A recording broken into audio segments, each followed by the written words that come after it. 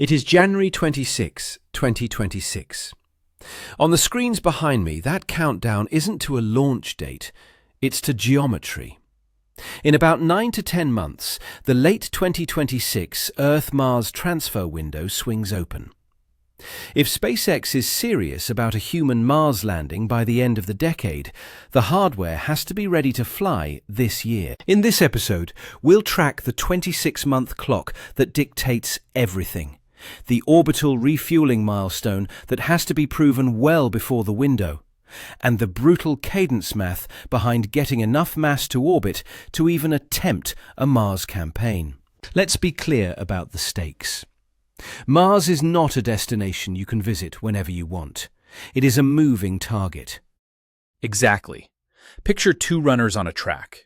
Earth on the inside lane, Mars on the outside.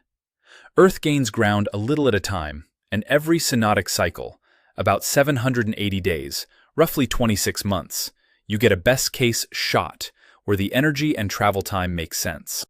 And the shot is brief. For Mars missions, the prime opportunity is measured in weeks, not seasons. Miss the late 2026 window, and the next comparable one is about 26 months later, early 2029. So the schedule doesn't slip. It snaps. We've paid that penalty before. Perseverance launched on July the 30th, 2020. But the mission's targeted launch period only ran from July the 20th to August the 11th, 2020. Miss the window and you're not late, you're waiting for the 2022 opportunity. And sometimes teams try to cheat the calendar, at a cost. NASA's Escapade probes launched in November 2025 and are now in an Earth proximity loiter orbit near Lagrange Point 2. The whole plan is built around a specific moment, an Earth flyby in November 2026 that slingshots them onto a Mars-bound trajectory. Different architecture, same boss, the alignment. Which is why a 2028 human landing ambition becomes a 2026 test of reality. To even argue for a crewed attempt in the next cycle, you need uncrewed ships proving entry, descent, landing, and the supply chain during the late 2026 window. Miss that, and your earliest meaningful do-over is early 2029, pushing any crewed landing deeper into the 2030s. So the question isn't what happens in 2 years. It's what must happen in the next 10 months. By early fall 2026, you'd need an end-to-end system that can launch, rendezvous, and repeat. And the biggest hurdle standing between a prototype and a Mars transport is fuel. Specifically, getting enough of it into orbit reliably before the window closes. To get to Mars in 2028, we have to stop thinking of Starship as just a rocket. It's a construction project. And the first thing we're trying to build, like you're seeing on screen, is a gas station in orbit. Physics is brutal. Most of your propellant is spent just getting off Earth and up to a parking orbit. If you want to leave with a real payload, you get there running on fumes, and you can't head to Mars until you refill. So the ship that launches from Texas isn't the one that flies to Mars immediately. Exactly. First, you put a depot in orbit, a dedicated tank. Then, tanker Starships rendezvous, dock, and transfer liquid oxygen and methane. Only when the depot is topped off does the Mars-bound ship come up, take on propellant, and light the engines for the trip. And that's where the math gets scary. Even for the Moon, NASA's safety panel has pointed to refueling on the order of roughly 15 tanker flights for a single mission. You can see the problem in the graphic. One destination ship and a small fleet behind it. 15 launches to support one mission, and that's a lunar estimate. Mars can easily be in the same ballpark or higher, depending on payload and how much propellant each tanker can actually deliver. It's a high number, I admit, but that's why 2026 is the pivot point. SpaceX is targeting Starship Flight 12 in Q1 2026 as the debut of version 3. built specifically to start proving on-orbit docking and propellant transfer. Hardware is one thing. Cryogenics are another. We've done propellant transfer in space in other contexts, but large-scale cryogenic transfer is still a hard, largely unproven problem. NASA even had a cryogenic methane transfer demo on the space station that never got to actually pump fuel on orbit. And SpaceX's big 2024 milestone was transfer inside one Starship, not ship to ship. That's the test we need to see this year. 2 starships have to rendezvous, lock up, and move super cold liquid without losing control, leaking, or boiling it away. If we don't see a clean ship-to-ship transfer by fall 2026, say by October 2026, the 2028 Mars window starts looking like a long shot. Let's look at the calendar. If you need 15 tanker flights, how fast do they need to launch? Fast. To stack 15 launches into, say, a 2-month refueling campaign, you're launching about every 3 or 4 days. And right now, the FAA authorization for Starbase is up to 25 Starship Super Heavy orbital launches per year. So you'd burn through most of the annual allowance in one surge. That assumes no mishaps, no scrubs, no range conflicts, no weather delays, and true rapid reuse. It's an aggressive cadence, yes, but the alternative is waiting another 26 months for the next window. Without a working orbital gas station, Mars stays a concept, not a mission. On Earth, SpaceX has shown a rocket can land by getting caught by the tower, like you see on the left. But on Mars, there's no catch tower waiting for you.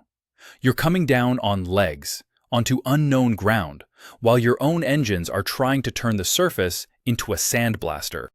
So the trick that makes rapid reuse work on Earth becomes a liability on Mars. Exactly. Mechazilla is built for cadence. If the tower catches the booster, you can delete heavy landing gear and get back to the pad fast, more like an aircraft turnaround.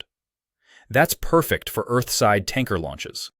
But you can't assume a Mechazilla tower exists on Mars when the first ships arrive.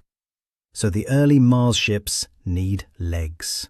And we still haven't seen an orbital-class Starship do a legs-down landing. And it's not just add legs.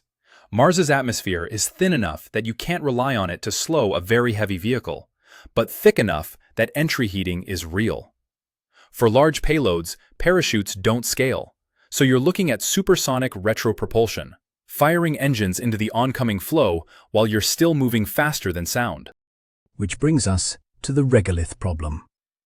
When you point that much thrust at the ground, you don't just slow down, you excavate. NASA calls it plume surface interaction.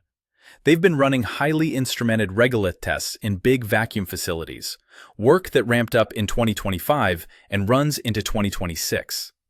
Because if the plume scours out a crater under one leg, your load path shifts, the ship leans, and then it tips. Game over. That's the pivot we're watching in 2026. Optimizing for Earth cadence pushes you toward deleting legs. Optimizing for Mars pushes you toward adding them back, plus better skirt protection and plume mitigation. Those requirements fight each other for mass. So what's the checkpoint requirement here? By October 2026, they don't need a finished Mars landing pad, but they do need a finished Mars landing concept, with test evidence you can trust. Show us legs that stay stable on uneven, cratered terrain, and show us a plume strategy that doesn't dig the ship into a tilt. If they don't solve the landing leg pivot in 2026, the 2028 ships are just expensive meteors. Here's the reality as of January 26, 2026. On screen, that decision tree is our whole year in one picture. I call it the October Gate, OCT 2026 status. By then, SpaceX needs to show 3 things, or a credible 2028 crew window effectively closes. All right, scorecard time. 3 gates, 9 months. What are we clearing? Gate 1 is orbital refueling. Not a concept, what we're seeing in this render. 2 vehicles in orbit, mated, moving cryogenic propellant and proving it's repeatable. NASA's been explicit. Cryogenic propellant transfer between independent spacecraft hasn't been demonstrated yet. There have been tech demos and tank-to-tank tests, but ship-to-ship at mission scale is still unproven. Fair, but we're closing in. Recent reporting says SpaceX is targeting Flight 12 this quarter, and the next iteration, V3 hardware with Raptor 3, aims directly at refueling and rapid reuse. Hardware isn't operations. In the GAO record on the HLS award, SpaceX's lunar concept counted 16 total launches, 14 tankers plus the depot element and the lander. That brings us to Gate 2, cadence. And this is where the chart matters. The FAA has authorized up to 25 Starship launches per year from Starbase. That's a big annual number. But for Mars or HLS-style campaigns, you need many launches clustered tightly, not spread across a calendar. So if we don't see that rapid-fire pace emerging by October, the 2028 math collapses? Pretty much. If we miss the late 2026 Mars launch window for uncrewed pathfinders, the next efficient window is about 26 months later, roughly early 2029. Mars doesn't care about our schedule. But if Flight 12 hits in Q1, and we get transfers working by summer, and we start sticking the recoveries, then 2028 stays alive, but barely. And it probably looks like the left side of this split screen. Cargo landers, comms, power, and surface demos.